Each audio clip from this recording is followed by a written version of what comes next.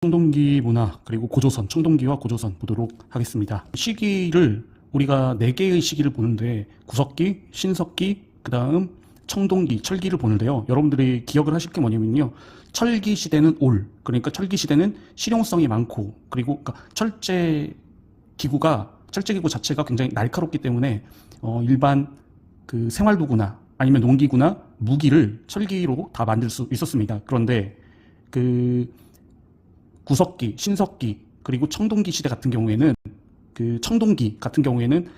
일단은 그 어떤 칼로 피부를 벨 때 피가 철철 흐른다는 표현이 있지만 피가 청동청동 흐른다는 표현은 없지 않습니까? 그렇죠? 그 얘기는 이렇게 기억하시면 돼요. 청동기는 2가지 특징이 있습니다. 하나는 청동기는 굉장히 무딥니다. 물론 그 다른 목기나 석기보다는 단단하겠지만 금속류 치고는 굉장히 무딥니다. 그래서 실용성이 떨어지고요. 그리고 만들기가 굉장히 힘듭니다. 왜 그러냐면 그 구리하고 주석의 합금이 청동기인데 이거는 구리나 주석 같은 경우는 자원이 굉장히 희소합니다. 자원이 적다고 보시면 됩니다.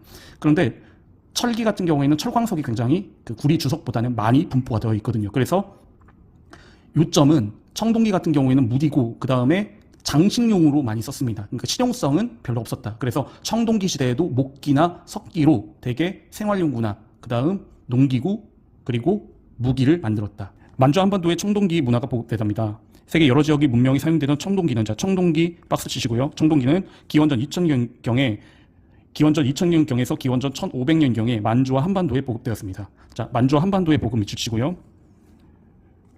구리의 주석, 아연 등의 금속을 섞어 만든 청동은 원료를 구하기 힘들고 만들기도 어려우며 단단하지 못하여 주로 지배계급의 무기나 장신구, 재사용 도구로 만들었다. 자, 지배계급의 무기나 장신구, 재사용 도구로 사용까지 밑줄 치면 될 것 같습니다. 여기에 밑줄 치면은 이제 무기가 있으니까 선생님 무기로 또 쓴 거 아닙니까? 라고 하는데 아까 말씀드렸죠. 무기이기 때문에 청동검이 있긴 한데 청동검으로 휘두르지 못하고 휘두르다가는 깨지거든요. 그러니까 대개 청동검은 찌르는 용도였거든요. 그러니까 굉장히 두껍고 조악했습니다. 그렇기 때문에 실용성이 없었기 때문에 그러니까 청동거울 같은 약간은 장신구의 느낌이 강했다라고 보시면 됩니다. 농기구나 생활도구는 여전히 단단한 돌이나 나무로 만들어졌다. 이렇게 밑줄치면 됩니다. 농기구나 생활도구는 여전히 단단한 돌이나 나무로 만들어졌다. 밑치고 돌 동그라미 치고 거기다 석기 그리고 나무에다 동그라미 치고 목기 이렇게 쓰시면 될 것 같습니다. 이게 반달돌칼인데요. 이 반달돌칼을 이용해서 별을 베는 그림입니다. 반달돌칼의 모양 잘 보시고요. 이거는 청동기 시대다. 잘 기억하시기 바랍니다. 청동기 시대에는 농경이 본격화되면서 청동기 시대에는 농경이 본격화 밑줄 치고요.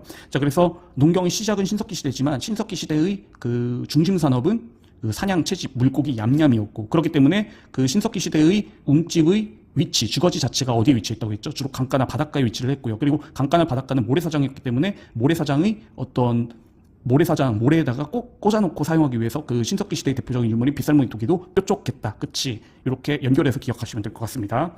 자, 그래서 청동기 시대에는 농경이 본격화 밑줄 치고 그 다음에 조, 기장, 수수 등 잡곡이 재배되었고 그 다음에 일부 지역에서는 벼농사가 시작. 그래서 일부 지역에서는 벼농사가 시작 밑줄 치고 벼농사를 박스 치시면 될 것 같습니다. 반달룰칼 박스 치시고요. 반달룰칼. 그 다음 반달룰칼로 곡식을 수확 밑줄 치면 됩니다. 반달룰칼로 곡식을 수확. 그 다음에 그 옆에입니다. 민무늬 토기 밑줄 치면 됩니다. 그래서 민무늬 토기를 곡식을 저장하거나 조리를 하였다. 그래서 그리고 여기에서는요. 그 자막으로 달아드리는데요. 청벼반민 앞글자를 따서 그냥 외우세요. 그래서 청동기 시대에는 벼농사, 그 다음에 반달돌칼, 그리고 민무늬 토기가 있었다. 청벼반민 이렇게 기억을 하시면 될 것 같습니다. 그래서 농경이 발달하였고 마을의 규모가 커졌고 사람들은 농사 방어에 유리한 강 주변의 야산이나 구릉 지대에 살았다. 그래서 강 주변 야산이나 구릉 밑줄 치고요. 구릉이라는 건 야트막한 언덕입니다. 그러니까 그 농사로 먹고 사는 경제적 비중이 50% 이상 주력 산업이 농사가 됐기 때문에 이제 그 인간들이 그러니까 청동기 시대의 움집의 위치가 어디로 바뀌었다? 바로 내륙 지방으로 바뀌게 됐다는 걸 우리가 알 수 있겠습니다. 그 다음에 집은 대개 사각형이고 원형의 움집, 그래서 사각형이나 원형의 움집 밑주시면 됩니다. 그래서 신석기 시대의 움집과 청동기 시대의 움집을 구분해야 되는데요. 그거는 우리가 이제 구석기 시대의 움집 같은 경우에 사각형도 발달됐거든요. 사각형의 움집은 사실 만들기가 힘든데 이게 전형적인 움집이었거든요. 그런데 이제 그 청동기 시대가 되다 보면은 이제 생활 도구나 그리고 농사를 많이 짓고 정착을 하다 보니까 이제 세간살이 그러니까 그 가구나 뭐 이런 게 늘어난 거예요. 그러다 보니까 그것을 보관하기 위한 보관 장소가 필요하고 그러니까 보관 장소를 잘 보관하려면 뭡니까? 그리고 사회가 변화하고 군장이 등장하다. 자, 군장은 그 지방장인데요. 청동기 시대에는 농업이 발달. 자, 청동기 시대에는 농업이 발달 밑주시고요. 청동기 시대에는 농업이 발달하고 생산물이 풍부해지면서 인구가 늘어났다. 자, 인구가 늘어났다 밑주시면 됩니다. 인구가 늘어났다.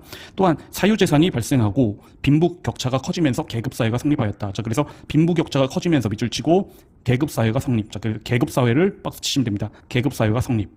그래서 이제는 그 전에는 그러니까 구석기 시대 같은 경우, 그다가 신석기 시대도 농업이 차지하는 비중이 그 10% 미만, 굉장히 주력 산업이 아니었기 때문에 결론적으로는 잉여 생산물, 그러니까 먹고 남을 수 있는 어떤 물건이 있어야지 되는데 그럴 수가 없는 시대였거든요. 농사가 주력 산업이 아니었기 때문에 모두 다 가난한데 빈부격차, 가진 어떤 사람 가진 게 많고 그다음에 가진 게 적고 이런 사람이 생길 수가 있을까요? 없지요.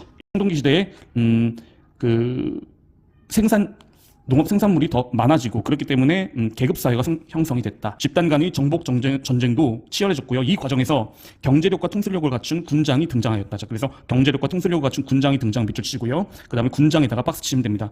그래서 몇 개의 시족을 통합한 부족을 이끌었다. 군장은 점차 권력을 키워나갔고 하늘에 대해서 제사를 지내는 등의 종교의식까지 맡아 자신의 권위를 더욱 높였다. 자, 군장은 정치 권력을 키워나갔고 밑줄 치고요. 하늘에 제사를 지내는 등의 종교의식까지 맡아 자신의 권위를 더욱 높였다까지 밑줄 치고요. 그리고 재정일치 사회를 박스 치시면 됩니다. 재정일치 사회. 군장과 같은 자, 지배층이 죽으면 밑줄 치고요. 많은 사람이 동원되어 거대한 무덤인 고인돌을 만들고 고인돌 박스, 그리고 청동검, 청동거울 밑줄 치면 됩니다. 청동검, 청동거울 밑줄 치고 청동검, 청동거울을 등을 함께 묻었다. 여기 그림을 박스 치면 될 것 같아요. 이 그림을 전반적으로 박스 치시면 됩니다. 그래서 요거 청동기 시대의 유물이다라고 보시면 될 것 같습니다. 우리 장군님은 제일 고인물이에요. 그래서 우리 장군님은 제일 고인물, 이렇게 암기하시면 될 것 같습니다. 청동기 문화를 바탕으로 고조선이 성립합니다. 청동기 문화가 발전하면서 만주의 야오밍 지역과 한반도의 서북부 지역에 많은 부족이 나타나게 됩니다. 각 부족에는 군장을 중심으로 사회를 이끌어갈 지배층이 형성되었다. 이들은 다른 부족을 정복하거나 연맹을 맺어 세력을 확대하였고 이에 차츰 국가 형태를 갖추게 되었고 여기다 밑주치면 됩니다. 우리 역사상 최초의 국가인 고조선이 등장하였다. 자, 여기서 우리 역사상 최초의 국가인 고조선이 등장까지 밑줄치시고 고조선에다 박스 치시면 될 것 같습니다. 삼국유사의 기록을 보면, 자, 삼국유사의 기록 밑주시고요. 단군왕검 박스 치고요. 단군왕검이 청동기 시대의 농경 문화를 바탕으로 고조선을 건국하였음을 알 수 있다. 자, 단군왕검 다시 박스 치고요. 제사장을 뜻하는 단군과 정치적 지배자를 뜻하는 왕검이 합친 호칭이다. 제사장을 뜻하는 단군 밑줄 치고 정치적 지배를 뜻하는 왕검이 합친 호칭이다. 그러니까 단군 왕검이라는 표현 자체가 그 종교적 지배자와 정치적 지배자가 일치된다라고 보시면 됩니다. 그래서 이를 통해 종교와 정치가 분리되지 않는 초기 국가의 모습을 파악할 수 있다. 그래서 종교와 정치가 분리되지 않는 초기 국가의 모습을 파악까지 밑줄 치고요. 종교는 밑에 제사, 그리고 정치 동그라미 치시면 될 것 같습니다. 삼국유사에 기록된 단군왕검과 고조선의 건국 이야기. 요거는 우리가 이제 제사하고 종교를 우리가 봐야 되는데 일단은 두 가지 측면에서 볼 수 있을 것 같아요. 우리가 그 종교라는 게 언제 출현을 처음 했을까요? 종교는 우리가 어떻게 볼 수 있냐면은 종교는 처음에는 그 죽은 자에 대한, 그러니까 인간이 가장 본질적인 두려움은 죽음에 대한 두려움입니다. 근데 죽음에 대한 두려움을 우리가 죽음에 대한 두려움을 가지고 있다가 나중에는 이제 죽음을 극복하려고, 정신적으로 극복하기 위해서 누군가 절대자가 우리의 목숨을 컨트롤한다. 그래서 그 절대자가 누구예요? 바로 신이 되는 겁니다. 그리고 인간이 그 자기하고 같이 지냈던 주변 사람이 죽게 되면은 그 죽은 사람을 시체를 정중하게 매장을 하고 땅을 파서 묻게 되고 그 다음에 생전에 그 사람이 가지고 있던 것을 이제 같이 묻어주는 어떤 죽은 사람에 대해서 예의를 표하는 것부터 이제 종교가 시작됐거든요. 그러면서 이 죽은 자기 조상을 제사를 지내는 어떤 풍습이 발달하게 되는데 아까 계급사회가 발전된다고 했지 않습니까? 그런데 이 지배자가 피지배자들을 지배하기 위해서 가장 중요한 게 뭐냐면요. 물론 실력이겠지만 이 이데올로기, 결국에는 저 사람은 내가 저 사람의 지배를 받아들일 수밖에 없어. 그냥 납득하게 하는 거거든요. 근데 그 납득하게 하는 거에 가장 좋은 게 바로 세뇌 효과입니다. 그래서 저 사람의 조상은 원래 신이었어. 신적 존재. 왕의 조상을 신로 모시게 된 거예요. 그러면은 그 왕이 그냥 제사를 지내던 대상이었는데 왕의 조상이 결국에는 신이 되는 겁니다. 그러니까 그 신을 모시는 것이, 믿는 것이 결국 종교니까 제사 이꼬르 종교가 되는 거다라고 보시면 될 것 같습니다. 그러면서 결국에는 우리가 이 처음에 하늘이 증표를 받잖아요. 인간을 널리 이롭게 할 만하다 하면서 여기 환인이 아들 환웅에다 밑줄 치고, 여기 환인이 아들 환웅 밑줄 치고, 요거는 통솔력을 갖춘 군장의 등장을 의미합니다. 환인의 아들 환웅은 통솔력을 갖춘 군장의 등장을 의미하고요. 환웅이 바람, 비, 구름을 다스리는 신하. 그래서 바람, 비, 구름을 다스리는 신하를 밑줄 치고 바로 농업의 발달이라고 보시면 됩니다. 농업의 발달. 우리가 크게 다라마를 보게 되면 여기 다라마를 보면은 곰과 호랑이 부족이 나옵니다. 곰과 호랑이가 나오는데 이 곰과 호랑이는 우리가 어떻게 보면 되냐면요. 정복과 연맹을 통한 세력 확대라고 보시면 됩니다. 마지막을 보면은 이제 단군왕검이 고조선을 세웠다라고 보시면 됩니다. 자, 선사시대에서 역사시를 넘어가면서 이제 문자로 기록이 되니까 역사시대를 넘어간 거잖아요. 그런데 문자로 처음에 역사를 기록할 때는 이 역사를 기록하는 사람들이 약간 신화적으로 거짓말을 좀 섞었습니다. 약간 뻥튀기라고 할까요?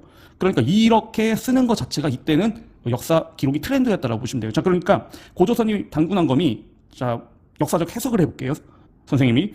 그러면 처음에 들어갔던 간은 우리가 하늘의 증표를 봤는데 환인, 환웅. 그래서 동양이든 서양이든 신화를 보면은 넘버원 있죠. 그 지역을 넘버원 부족들은 다 뭐냐면은 환이라는 게 뭘까요? 둥근 거. 그러니까 태양을 상징한다고 보시면 돼요. 태양. 그리고 태양 또는 태양의 그 자식이다라는 걸 캐치프레이로 내세우거든요. 그러니까 얘네들이 넘버원이에요. 그러니까 환족이 아마 넘버원이 부족이었다라고 보면 되겠고요. 그리고 이때는 농업사회였기 때문에 농업 기술을 가지고 있는 사람이 결국에 뭡니까? 통치 정당성을 가지고 있잖아요. 그러니까 농업 기술을 가지고 환웅이 내려왔으니까, 환족이 내려왔으니까 자기가 하늘에서 인정받은 넘버원이다 라고 단군 신화에서 얘기를 하는 겁니다. 자, 그런데 이제 넘버 2, 넘버 3가 나옵니다. 자, 넘버 2, 넘버 3는 곰과 호랑이 중에 어디가 넘버 2였을까요? 선생님이 볼 때는 곰입니다. 곰. 그리고 넘버 3는 호랑이에요. 그런데 호랑이는 그 동굴에서 뛰쳐나가잖아요. 그러니까 얘는 그 환족한테 정복을 당한 것 같고요. 그냥 해석입니다. 정복을 당한 것 같고, 곰족은 그래도 세력이 강해가지고 얘네들하고는 연맹을 맺었습니다. 연맹. 그래서 결론적으로는 결혼 동맹을 통해서 환족의 남자와 그 다음에 곰족의 여자가 만나서 단군왕검이 생기면서 이 단군 신화는 결국에 뭡니까? 고조선을 세운 단군왕검이 자기의 엄마와 아빠를 미화해서 신화를 만들어가지고 자기의 뭡니까? 정치의, 이 사람이 결국엔 단군왕검이 되는 거니까 자기의 정권의 정당성을 확보하기 위해서 이런 거를 한다라고 보시면 될 것 같습니다. 그래서 마지막 단군왕검 밑줄 치고요. 재정일치라고 보시면 됩니다. 그래서 단군왕검도 결국에는 군장의 하나잖아요. 그렇죠? 그래서 우리 장군님은 제일 고인물이에요. 그걸로 기억하시면 될 것 같습니다.